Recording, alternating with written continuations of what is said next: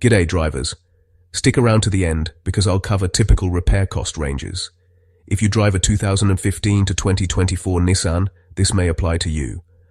Have you seen cruise control fail or an AEB or FEB warning? Many notice cruise won't set at all. Others say it turns off mid-drive with warning lights. You may see AEB or FEB warnings or a front radar obstruction message. It often follows heavy rain or slush.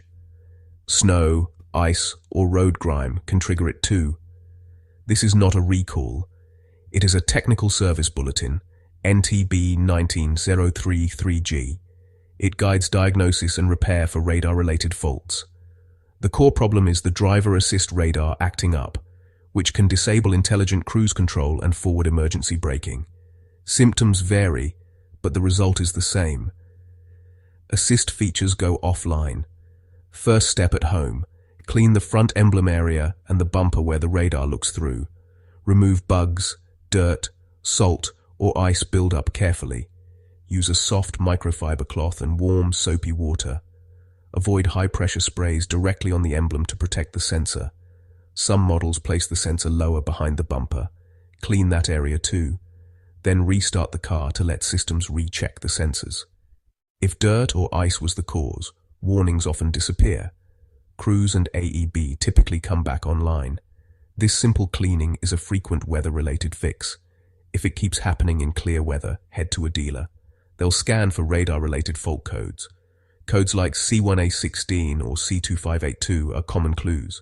A targeted road test helps confirm intermittent behavior. They inspect the sensor, mounting bracket, and bumper alignment. They also check wiring and connectors for corrosion or poor pin fit. A common fix is radar aiming and calibration. Often, calibration alone restores normal operation. If the sensor is from an early problem batch, replacement may be recommended. After replacement, calibration is required again. Why it happens: blocked beam, sensor aim drift, or an unreliable sensor. Owners report cleaning helps when it is weather-related. Others say repeated failures ended only after calibration or sensor replacement. Software updates have been released for radar and control units. Results vary by model and year. Some fixes stick, others do not. Many complain it feels random, even in perfect weather. Forums show common DIY, careful cleaning and avoiding direct pressure washes. More involved DIY includes checking bumper fitment after minor impacts. There isn't one single cause or one single fix. Typical dealer flow: scan and a targeted road test. Inspect emblem area, sensor mount, and bumper alignment. If aim is off, perform radar aiming, often the real fix. Verify wiring and connector integrity.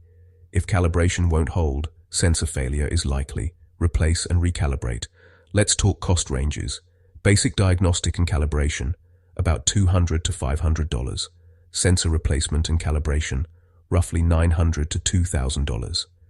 Independents may charge less, but many refer to dealers for calibration. If equipped, independent calibration often runs $150 to $400.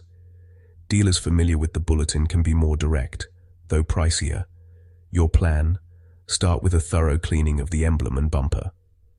If warnings persist, get a professional diagnosis and a radar calibration. If that fails, sensor replacement is the typical solution, followed by mandatory recalibration. Hope this gives you a clear path forward. If this helped, give it a like and subscribe.